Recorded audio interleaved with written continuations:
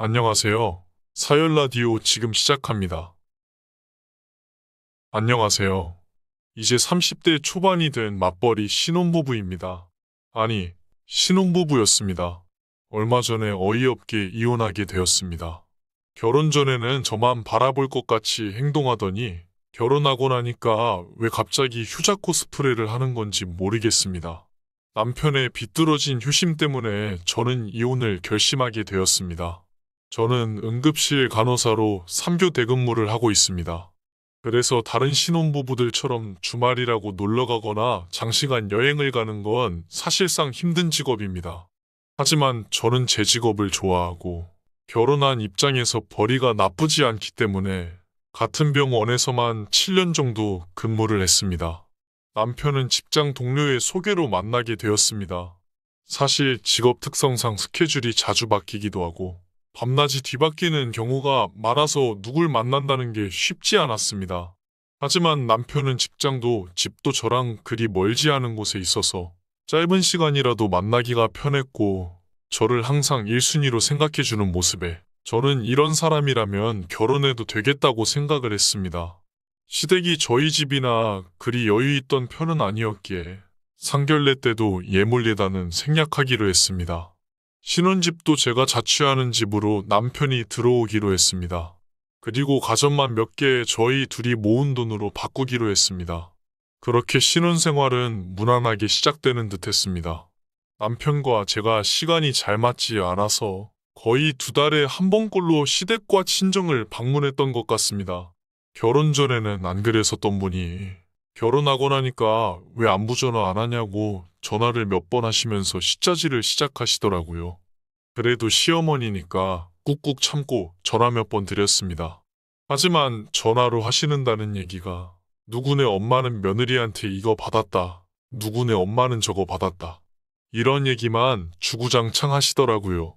그 집에서 시집 온 며느리한테 뭐 해줬는지는 얘기 안 하시더라고요. 저도 처음에는 평화롭게 결혼 생활 하고 싶으니까 좋게 좋게 얘기했죠. 지금은 신혼이라 돈 모으느라 정신이 없어서 나중에 돈 많이 벌고 여유 생기면 그때 선물해드리겠다고요. 그러니까 누가 뭐 사달라고 전화했냐고 그냥 안부차한 거라면서. 하지만 끝맺음 항상 늙어 죽기 전에나 명품 들어보겠네 이런 식으로 끝나요. 전화로 이런 얘기만 하시는데 제가 마음에서 우러나서 찾아뵙고 싶을 리가 없잖아요. 어차피 주말에도 출근을 자주 했기에 남편과 같이 시댁에 방문하는 건 쉽지 않았습니다. 그렇다고 제가 친정만 몰래 간 것도 아니고요. 그러다가 결혼한 지 2년 차 되던 해에 제가 일반 병동으로 TO가 생겨서 부서를 옮기게 되었습니다. 당연히 응급실보다는 여유가 있었죠. 그때부터는 2달에 한 번꼴로 친정 한 번, 시댁 한 번 방문했었습니다. 친정에서는 요즘 먹고 살기 빡빡한데 아무것도 못 해줘서 미안하다고 하시는 반면 시댁에서는 해준 것도 없으면서 여전히 예단 타령, 가방 타령 하시더라고요. 정말이지 2달에 한 번 가는 건데 한 번 다녀올 때마다 기가 빨려서 갔다 오면 너무 피곤하더라고요. 그러면서도 시어머니가 시집살이 안 시켜서 제가 편하게 산다고 그걸 생색을 내더라고요. 그런 시어머니 요새 없다면서요. 남편도 옆에서 가만히 웃고만 있는데 그것도 너무 얄밉더라고요. 그러던 어느 날 출근해서 동기들하고 얘기하다가 호캉스 얘기가 나와서 이제 여유도 생겼으니까 다 같이 놀러 가자고 얘기가 되었습니다. 저희 부부는 연애할 때부터 서로 스케줄이 들쭉날쭉하기 때문에 각자 삶에 대해서는 크게 터치를 안 했었거든요. 지금도 마찬가지고요. 그날 저녁 집에 가서 남편에게 동기들하고 호캉스 가겠다고 하니 남편이 얘기하더라고요. 시간 있으면 시댁을 좀 갔다 오라고요. 그래서 제가 뭐 한다고 좋은 소리도 안 하시는데 거길 내가 혼자 가냐고 반문했습니다. 그랬더니 남편이 아주 획기적인 대답을 하더라고요. 그러니까 이럴 때 자기 빼고 둘이서 시간 보내면서 좀 친해지라고요. 그래서 말 같지도 않은 소리 하지 말라고 하고 그렇게 그날은 넘어갔습니다. 그리고 며칠 후 동기들하고 호캉스 가는 날이었습니다. 다 같이 만나서 맛있는 거 먹고 라운지에서 칵테일 마시면서 오랜만에 밝게 웃어본 것 같더라고요. 한참 즐거운 시간 보내고 있는데 남편에게서 전화가 오더라고요. 받았더니 어디냐고 날카로운 말투로 물어보더라고요. 그래서 동기들하고 놀러 간다고 하지 않았냐니까. 한숨을 푹 쉬면서 갔다 와서 얘기하자고 하더라고요. 벌써 그 말로만 쉬러 온 제 기분을 망쳐버렸습니다. 아마 당해보신 분들은 알 거예요. 다음날 체크아웃하고 다른 동기들은 외곽으로 차 한잔 더 하러 간다는데 저는 먼저 집으로 돌아왔습니다. 남편이 저보고 뭐 하는 거냐고 묻더라고요. 그래서 저도 뭐가 불만인데 놀러 간 사람한테 그런 말투로 전화하냐고 따졌습니다. 그랬더니 시간 있으면 시댁에 놀러 가라니까 밖에 나가서 친구들하고 놀 정신이 있냐고 하더라고요. 미친놈인가 싶었습니다. 그래서 시댁에서 그렇게 나를 불편하게 하는데 내가 어떻게 거길 놀러 가냐고 했습니다. 그게 다 제가 평소에 전화 안 드려서 그렇다고 하는데 제가 거칠게 따져 물었습니다. 전화만 했다 하면 가방 타령하는데 너 같으면 전화하고 싶겠냐고요.